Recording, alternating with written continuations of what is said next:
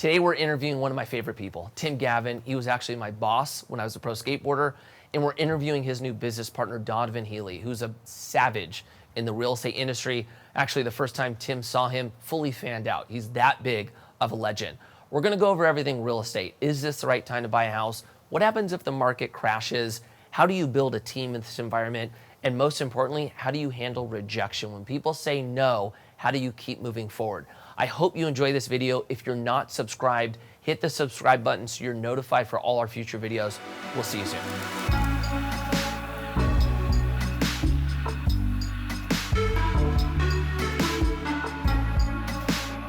So this is the question I get. It's two questions. I get this all the time. One, should I buy a house right now? And two, when's the market gonna crash? Those are the two ones. So why don't you start with, should I buy a home? Well, I'm not. I think the second question is for Dionne Warwick, who, I don't know what's going to happen in the future.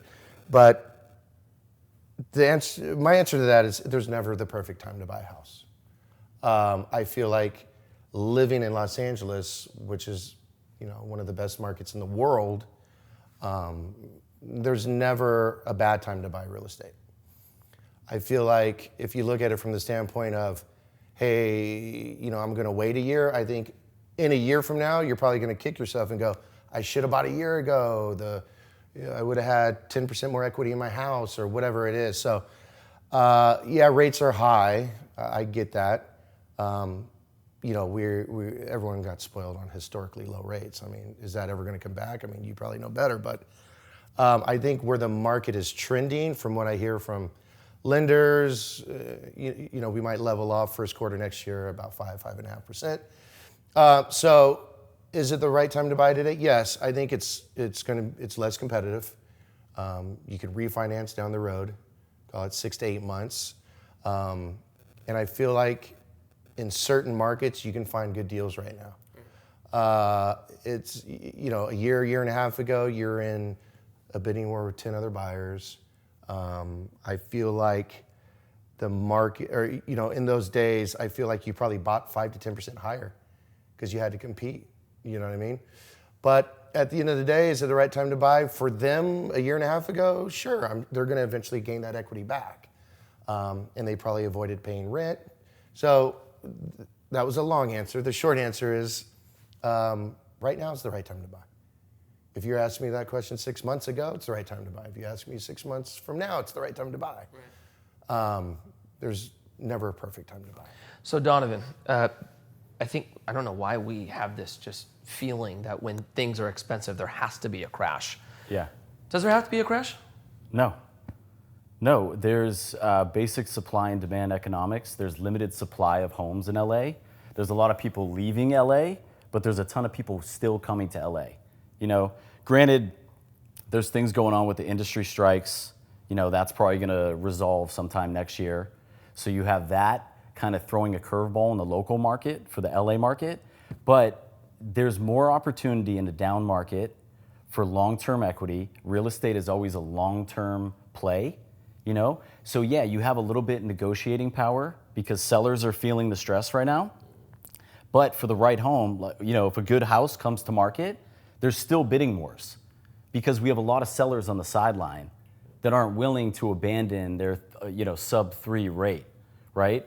So the supply-demand equation hasn't really changed, right? So I think that's where we're at. I mean, if you're able to find the right home and pull the trigger on it and afford it, then temporarily date the rate and, refi down the road if the house is right. What is a crash? You know what I mean? Like, how would you...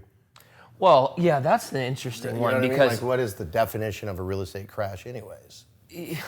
Well, I think most people actually look at a crash as anything north of 10%, a 10% correction, right? I think for us, or at least for me, I'll speak for my generation, all we know is 2008, right? We know an economic downturn as the great financial crisis. So I think we've been programmed to think any downturn is... the worst since the Great Depression. That's funny because I bought my house in 2007. Yeah, I bought mine in 2005. I mean, I've done very well at my house. So I think that's an interesting point. Like to the one you made, my outlook on home ownership has always been considering you can afford it. If you're willing and comfortable being in that house for the next 10 years, then just buy it whenever. It doesn't really matter, right? Because that's enough time for you to really make it through any type of downturn anyway. The part on 2005, 2007, if you would have bought your house 2 months before the crash at the very, very top, and you still owned it, you're doing pretty well. Exactly. That's my point. So I think it's sometimes we get stuck on the short-term, mindset of if I invest it today, what's it worth tomorrow, as opposed to thinking kind of decades out. Yeah. And there's protection in that, right? Yeah, I mean, there's people that it's similar to like buying stocks. It's like my father-in-law, who he's great, but he's never going to sell his portfolio, right? But he's always going, the market's down.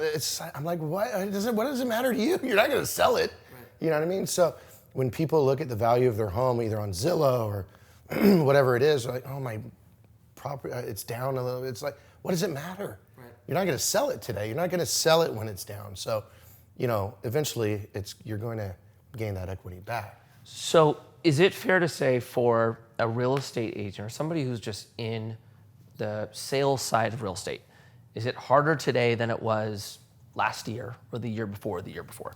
To sell real estate? Correct. Well, I'll answer first and I'll let Donovan chime in. I mean, I am a GED graduate who dropped out of high school when I was 15 or 16 years old to pursue skateboarding professionally, which I'm totally grateful for skateboarding because it was the one thing I was passionate about it. That's what I knew. I knew that's what I wanted to do. You get people that go through high school, through college, and they still don't know what they want to do. Right. But that's what they were told was the right thing to do. For me, it's like, with all that being said, I'm not the greatest tester. Whatever it is, I passed the test. I feel like I know what I'm good at. And I've been very fortunate to establish a network of friends and family. And so I've been very fortunate. But you're asking, is it difficult for an agent today to get licensed and sell real estate in this downward market?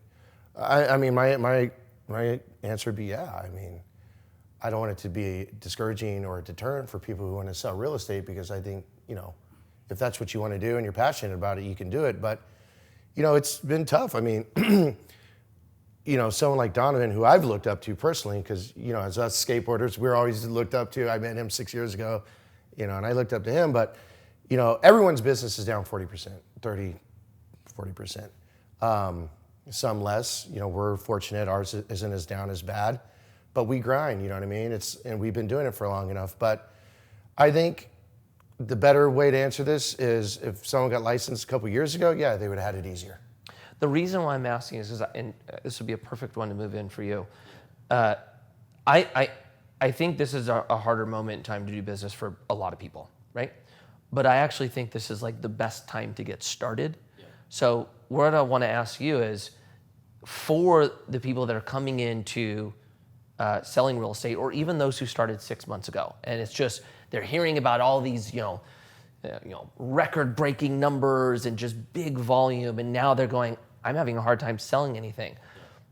Do you agree that this is a good time to come into the market, and how could you encourage them so that they can stick through it and ultimately build a long, successful career? So, okay, now is if you're a brand new licensed agent and you just passed your exam, you sign up at a brokerage, you sign up at a team, now is the perfect time to actually hone your skills.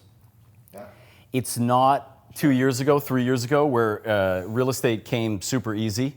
Even the seasoned real estate professionals, you didn't even have to spend the necessary money on the house for marketing. You slap it on the market. People were just buying because rates were so low. So it made it easier for the agents that got into the business 2-3 years ago. But if you're getting into the business now, you're going to have the more solidified skill set to actually propel yourself when the market shifts, right? If you learn now and hone your skills, then you'll be that much better than the agent that got into the business 3 years ago, because they didn't learn the necessary skills, right? And yeah, there's real estate takes time to develop this gift to gab and this expertise and sales and everything around the whole process of real estate. it's a long-term career choice. So it doesn't happen overnight. It's not the scripted TV shows. It doesn't happen as smooth as people's perception is, right? Real estate comes with all these obstacles that you have to overcome. That's why I believe teams are the future of real estate, and any newer agents coming onto a team, they can utilize their team leader and develop those skills. Some people have it, some people don't. Not everybody's gonna survive in real estate. I think it's like 80% of new agents, don't necessarily make it in real estate. But then you see these few that come in and you go, that person has it. Right. It's persistence, it's dedication. Right. Yeah, people have LA contacts, and I grew up far away from Los Angeles. I came here with no contacts, so I had to go always back to basics in my business. The core real estate direct-to-seller approach, which has always worked for me. Like knocking on doors and knocking on doors, buzzing gates, direct mail, having serious conversations, walking your dog around the neighborhood, knowing the inventory, knowing the different estate neighborhoods. Right. Area knowledge is huge. I know every house in certain pockets, and I've been in every house. But if you're a new agent, you just got your license, and you're learning in this market, the 2023 market, which is unlike any other market we've ever seen. Everybody has their own opinion on it. I think it's incredible right now, the opportunity. But the agents that learn now and really put in the time to develop their skills, those are the ones that are really gonna have success down the road. Yeah, I agree. I agree on the opportunity as well. I mean, we're going after it also. Yeah. That's a perfect segue actually into this question. So you guys each had individual businesses going on. Mm-hmm. Yeah. You each have your own teams, your own followings. I've known you longer than I have you, but even when I met you a couple weeks ago, it was like really apparent. You're a personality. You bring people in. You've got the gift of gab. Exactly. So, why come together? Why sacrifice or let go of you having 100% of the earning potential versus you? What were you guys thinking? Look, we were both. I knew. I got to a level selling real estate now for 8-9 years that I wanted to take the next step in real estate. My business has always been predicated of working with friends and family, referral based only. But I wanted, I want to start. I'm so inspired to take it to the next level, and forever I've been looked up to by kids or whoever it is being a professional athlete. One day I saw him in 2016. I was like, oh my God, Donovan. I was like, I'm fanning out on real estate, dude. So that was the one thing. We kept in contact. When I'm not around with my book of business, I have to trust who I delegate it to, who I leave my clients with, who I value wholeheartedly. Because like I said, they're my they're my friends, they're people I care about. I'm so invested into these deals because they matter to me. So I know this is my guy, and I know I can leave it with him. That's one. Two is, real estate, I was always reluctant to really dive into as a long-term career because, it has a certain stigma to it. For me, it was a Century 21 type dude, but it doesn't have to be that. You know what I mean? So I think being authentic, being us, is cool. And this dude is like us. When you first met him, it was like, boom, he's one of us. So I think for me, that's what it was. He has a great book of business. He's somebody I can trust with my clients, and what we're doing together, I'm super excited about. Just going after bigger stuff, and he's going to help me, and I'm hopefully helping him, and it's been great. Yeah, it's to take two established agents that have teams that are their single team lead and kind of merge. You have to let down your boundaries when you partner with somebody. For me, it was an easy decision because Tim's energy, I feed off energy. I feed off the energy of my clients. I feed off the energy of agents, the competitive nature, the inspiration that you find in the LA market. Tim and I have kind of been on like autopilot and kind of cruising and with the free time that we have, and our business keeps rolling no matter what. But teams are the future, and having a partner that you can trust and that is motivating you daily and you have a great rapport with, Tim and I have known each other a while, but I never thought of it until recently that, partnering with somebody. And I think if you stop evolving and you don't reinvent yourself, then things become stale. And real estate's a little cheesy, It's always been a little cheesy. Bus bench ads, done all that stuff in the past. I've done the billboards, I've done you name it, right? But at the end of the day, like, I feel if we change the game a little bit and we bring an element of cool, an element of like a different process to the real estate process is kind of, a lot of people don't want to go through the normal process of listing their house. So we can do it in a different way where we make it as easy as possible on our sellers and we have this whole network behind us. But we're also only recruiting like amazing people with great energy. And the team is so solid. And I think Tim and I have never been so motivated since we started. It just, it has that level of motivation too. But, in terms of the logistical stuff, having a team and a team this size, the moment we combine, there's 8 listings, how do you service all those listings the right way? Yeah. Well, you got to have bodies to do that and a team and staff. So, you got to have the staff. So for me, and I know I can speak on his behalf, when you're elevating your business, you need to have the infrastructure to facilitate that. Right. I just had to say, like, we came from nothing, right? Like similar story. Like we don't come from like a trust fund or a wealthy family, or I wish we didn't my dad was going to. I don't have down a couple neither Tim or I have a plan B. Like, I can't call home and be like, I need this fund to start this up. Like, we've made it so that we own homes on our own. We're in the real estate game. We have skin in the game. We're going to be flipping properties. We have this newfound inspiration, which I think is just part of the evolution and the process of how you change up the game a little bit. And I've never been more excited about real estate now than I've ever been. So. Yeah. Lastly, too, and we're running along on this question, but real estate can get boring. You're doing the same thing. Right. You're going house to house, and that's why selling a house like this. Our clients Hollis and Jordan, they're brilliant to work with because they make great houses that inspire us, and they're fun to sell because we're excited to sell them, but then you go to the next deal and it's deal after deal after. So for me, it's really important to have fun doing what I do every day. Right. It's like when we're out skating together with the boys, It's a lot more fun doing that than by yourself. Right. I think having different styles. Tim handles clients different than I handle clients. And I think kind of merging that as far as like how we advise people has really benefited us already. Yeah. In the last 4 weeks, we're learning from each other just because we're working so closely now. Did you guys have any clash of culture with anyone in the team? No, not at all. I think clash of culture meaning? Like, you've got 2 personalities, right? Yeah. And 2 ultimately different ways of leading, potentially. Yeah. I'm assuming, but usually, how you lead a team is probably different than Donovan or myself or, any of the guys. When you brought 2 teams to one, was there any like having to get used to the new way of business? Was there any change? Well, Tim kind of absorbed some of my staff that I had, and then Tim has. Which is great because you cut costs. Tim has like his resources all around him and different. So there wasn't really a clash of culture, but it definitely shook up the team a little bit for a moment.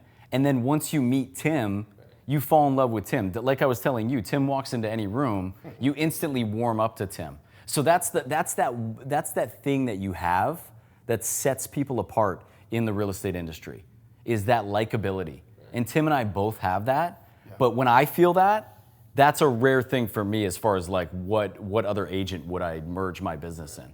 Because coming from you put in all these years, I've been in this game 14 years, had Donovan Healy Group, have my agents under me, but just changing it up and evolving has really lit a fire under me. I mean, I'm excited. 2 different styles too, because he likes to spend money. Not that I don't like to spend money, but having run businesses in the past, it's like we're running this thing like a business now. Right. We're looking But what's great is we've added, just by doing this for 2.5, 3 months now, we've added so much staff. We have a director of operations, we have in-house marketing, we have transactional coordinators who do all the paperwork. We have an individual who, that's a whole other interview in itself, how he got this guy, a cold caller, who called Donovan and managed to keep Donovan on the phone long enough. He didn't realize he was calling a freaking world-class real estate This guy agent. is the #1 cold caller in the world. We just hired him. And he's a nothing but professional over the phone. He's great. So it He's reflects our business and Yeah. us. It's a good reflection of us because people hate being. But these are all additional expenses, right? As we build this thing, it's almost like, Okay. you know, I want to touch on that because I think that's good. When you're building something, what have you learned to separate spending and from investment, right? Like spending money on unnecessary things is spending money. Putting money into building a team and marketing, this is an investment you're making. well, look, in any, you know, and what Donovan's big on that he's teaching me is, you know, the power of words and stuff. So now I'm very conscious of what I say. But for me, you know, it's not what you make, it's what you keep. In any business, right? That mentality goes with when you're doing your taxes, what can I write? Whatever it is, it's not what you make, it's what you keep. What we're doing is a little uncomfortable for me, which is we're spending a lot of money right now.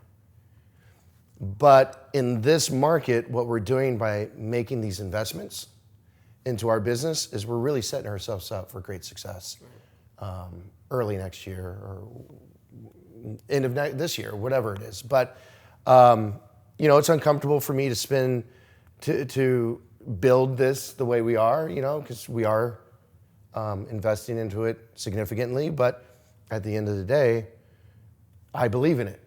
When he said, Kirk is his name, Kirk Shaw, and hopefully Kirk watches this, but Kirk is he's a star at what he does. But we invested into Kirk, and we're going to get significant ROI if you want to look at it from that standpoint. You know what I mean? Yeah. Significant. He's bringing But also hot leads every day. Because you know, real estate is always volume. Right. So it's all about having as many listings as possible so the team has more opportunity. But it's also about freeing up our time. You know, Sid Leibovich, who's head of Rodeo Realty, where I first started, always stressed to me, and Sid is a legend in the business, incredible guy. He always stressed to me that like your time is the most important thing. So when Tim and I have that more free time to just go after our business, then the rest follows. Our success is assured. Like we can't fail. We're too good at this. I've been in too many homes, and I'm too excited about real estate that like the enthusiasm just comes through. And people pick up on that. Sellers pick up on that.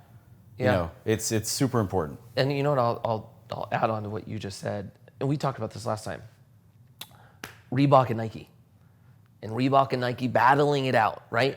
Until the big recession in the 70s or 80s? The 70s, the original, yeah. And Reebok did what every single business does. They pulled back expenses, pulled back marketing. Scared money don't Marketing make is, money. that's right, marketing is usually the first one they pull back, right? Right. Nike tripled down. Bo Jackson, MJ, just everything on blast. And that's when you saw Nike start making those big leaps above Reebok, and Reebok has never been able to catch them since.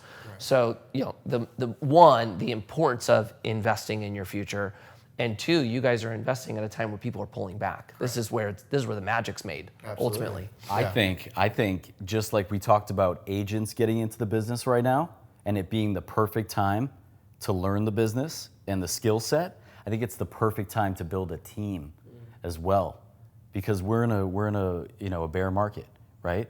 So and bear markets don't last as long as bull markets. So when the market shifts around and we have this established team and the marketing is in place and every homeowner that has any significant property in the area is well aware that this is a team I would list my home with, then you know we're going to propel ourselves even further. That's right. You know, and I think it's like, you know, we always sit here and talk about like the bottoms, like where's it going to hit the floor? We spend so much time talking about that, not realizing when it hits the bottom, it happens so fast, and the rebounds already happen while we're still talking about the bottom. Yeah, you're right. Right. So I think, you know, you need to be mindful of the fact that things move much quicker than we realize. Right. Yeah. That's first. I would say second on just the idea of team and this is one thing that I struggle with, I think, being a pro skateboarder, Well, because, it's amazing that you have all these questions off the top of your head. well, I mean, it's this, Great interviewer. no, but listen, this is what's interesting. As a pro skateboarder, we did everything just us. It was like, what can I go do? And I didn't have to rely on having. Yeah, it was an individual thing. individual thing, right? Yeah. Then when you step into business, that's actually really damaging, because you touched on time. We only have so much time in a day, right? Yeah. And so we hit the ceiling really quick and go, how is everyone else doing all these big things? They have the same 24 hours that I have, right? Yeah. It's building teams, the importance of that, right? What I want to ask you, because you brought up, or Tim brought up, that you're big on what you say and what your words mean, right? What I'm seeing right now, I think, maybe more with Gen Z, something like the early millennial, is just this like, it's almost like this idea of like all the like money I could make is gone. That was 2 decades ago. I missed my moment, and it's almost like this disappointment that like what was the American dream is gone for me, right? The question I want to ask you on value of words, one, is that true? And 2, what is the outcome going to be for somebody who's telling themselves, I'll never have it, that passed, that ship has sailed? Okay, so where do we go with this? First off, kids, as Gen Z, is there no opportunity in front of Gen Z? Let's start with that. No, everything relies on your belief system, okay? I have been fortunate enough to learn quantum physics. People talk about the law of attraction, all this stuff. That just touches on the surface of it, intentions, affirmations, all this stuff. If somebody, like you just mentioned, is telling themselves this story of the worst possible outcome, that this is how things are, and they're speaking it into the universe, then that's the reality they're gonna sit in. It's important that you still your mind, you meditate, and you focus on abundance, and you focus on the future and the vision of the future. And this is how you actually manifest the reality you want. I've manifested my house, my cars, my snow bikes, my wife, everything. I've manifested my entire reality based off my belief system. Your beliefs create your expectations create the quantum field around you to collapse. So the person that's telling this story about all the negative, about the worst possible outcome, and focusing on lack all the time, what they don't have. A lot of times I tell my team, and I even tell Tim this, I'm like, stop saying the words need, want, or trying, because the message you're sending to the universe is that you don't have it. You don't have it, and you keep pushing it away. I'm in the process. I'm in the process of when I'm currently working towards, right? So you always have to treat your energy field around you so that you allow possibilities to flow towards you and you feel it. Everything is vibration. And I learned that a long time ago. I used to only specifically drop direct mailers to sellers at specific mailboxes, because I believe that if I put the letter in that mailbox, then I'm getting calls and I'm getting leads, right? And you asked me last time we talked, you were like, so if you lost everything tomorrow, what would you do, right? What would you do to get yourself back to a financial position? And I would go back to direct mailers to sellers in the manner that I do it, because I believe in it. And I know if I get inbound leads, it's only a matter of time before I turn those to listings. Right. So it's back to the basics. But there's other agents around that I've turned on to this, and Tim knows of them, that have kind of run with the energy and the quantum physics side of things. But literally, we are living in a field of infinite possibilities. Right. So that's my love language, right? Is like where everything is energy. So I got a good one for you. It's just interesting hearing you say that. I have a buddy, Steve Weatherford, and every time I'm talking to him, he's like, what are you doing today? Oh, I got to go pick up this. I got to go pick up that. And he always says, you get to pick that up. Not you have to pick that up, right? Yeah, he's but right. What I want to ask you, so let's say you're 24 years old. Is that when kids graduate, 24? I skipped that, apparently. High school you're or college. 24 years old, yeah, 21, right? 22. Yeah. You just went, maybe it is 22. You graduate, right? Yeah. You're now going into the workforce. You've got student debt. You're hearing what culture's telling you, which is, the future is dark. Yeah. And somebody just happened to hear what you just said. You got to block out all the noise. So for that 22-year-old that's struggling with the future looking dark, What steps can they take to start this process that you're talking about? Literally log on, go listen to some Wayne Dyer videos, right? Go on YouTube and focus on anything energy. Practice meditation and focus on the future and the vision of that future and hold it so deep and vivid in your energy field that you feel it.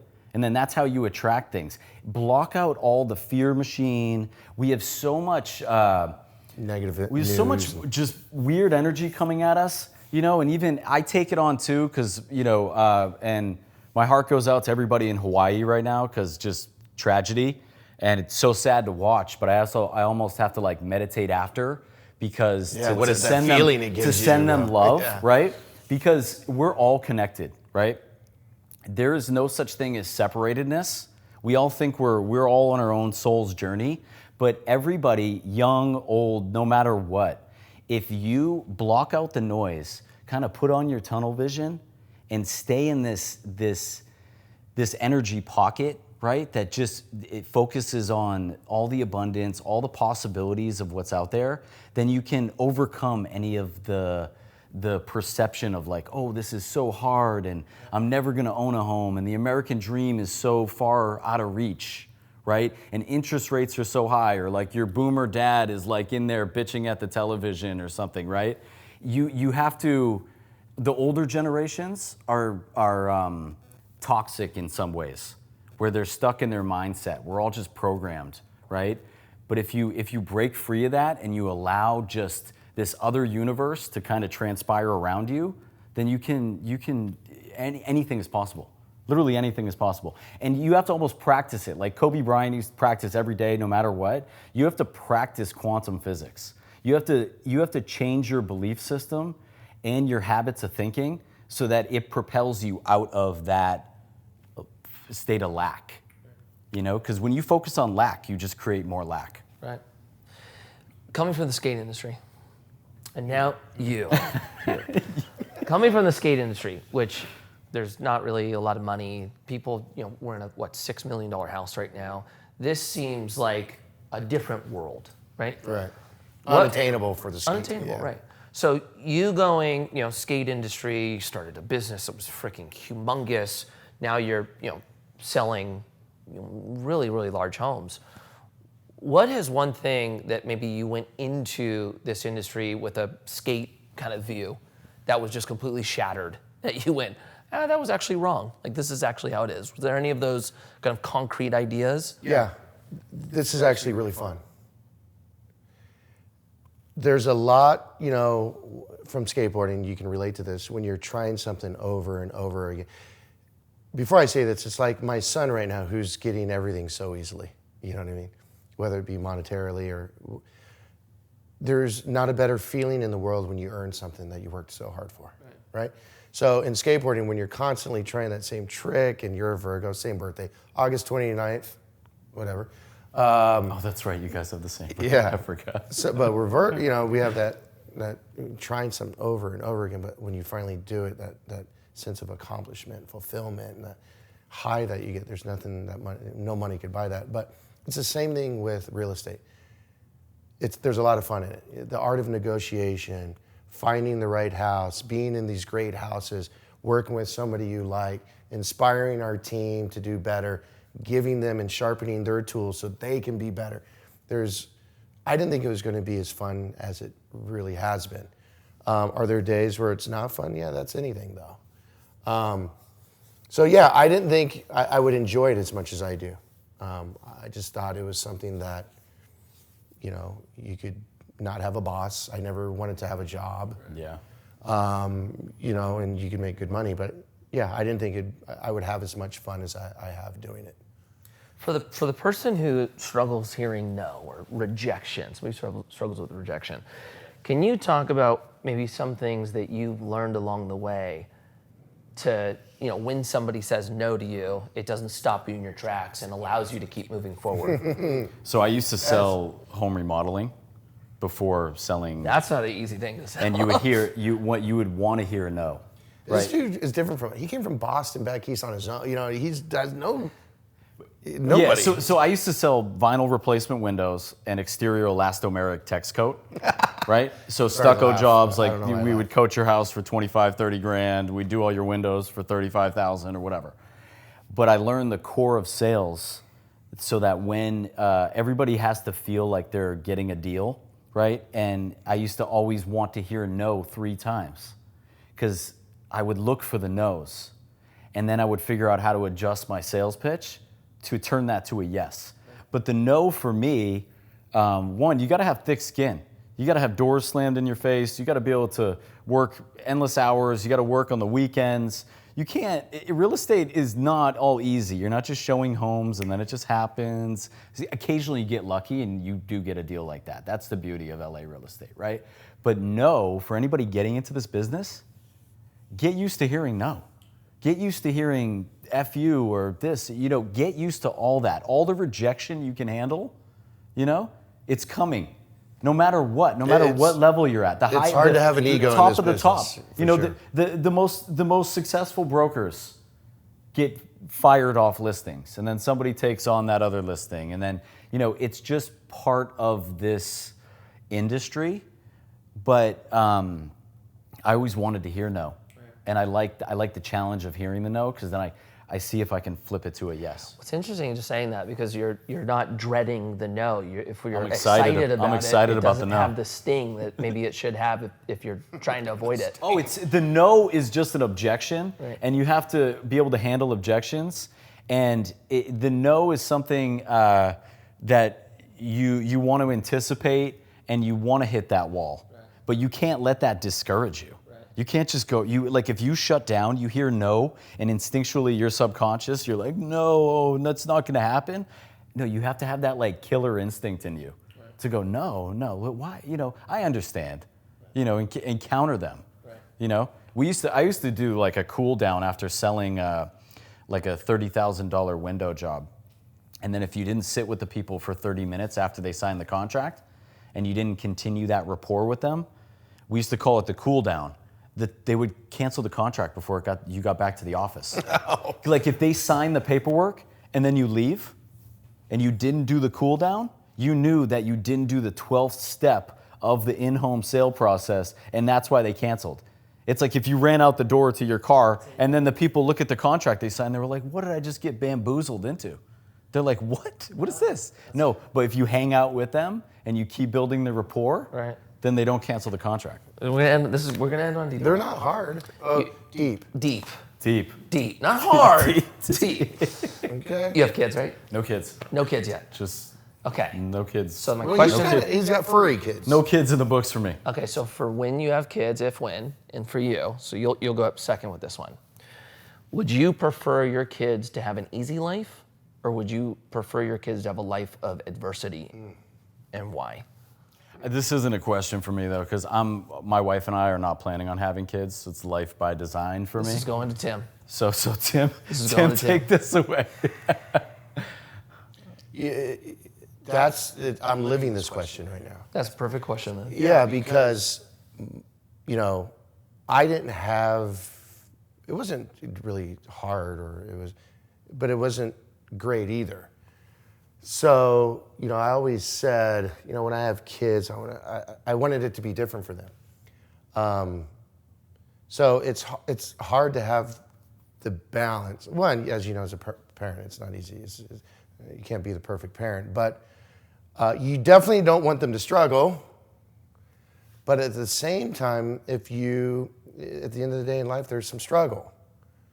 So you're setting them up for failure if you keep giving and giving and giving, thinking that's their perception on life. It's really, this is easy. It's gonna be. So that's a tough one. Can I cop out and just say a balance of both? I mean, because truly, I don't want them to struggle, but I don't want them to be naive thinking, there's handouts in life. Right. What's funny is my son is starting to take interest in what I do. But we would like him to finish. He goes to a great high school, Chaminade, and he plans on going to college. These are all things I didn't do, and my trajectory and my path it was different, but there was a lot of luck involved. So, I mean, so much luck. So is he going to have that same luck? I don't know. I'd rather have him set himself up, you know, and get the education and learn, and then have some options. But little adversity. You're tough on them. You're tough on them. You're tough on them in the right ways. But you go to Tim's house, he's the coolest dad ever. Like the kids, everybody's happy. His wife's incredible. His house is incredible. Very like lucky. Very lucky. It's unlike parenting that you normally see. Because I'm in a lot of homes, but then I go to my business partner's house and I'm like everybody's as cool as they can be over here. Yeah. No, And he lucky, lights right? up around them. Like he feeds off that energy to the kids, which is beautiful. So I feel like I got kind of, I'm in the family now. Yeah. So it's, He's got kids through me. Boys, thank you That guys. was good. Thank you. That was fun. thank you. It was fun.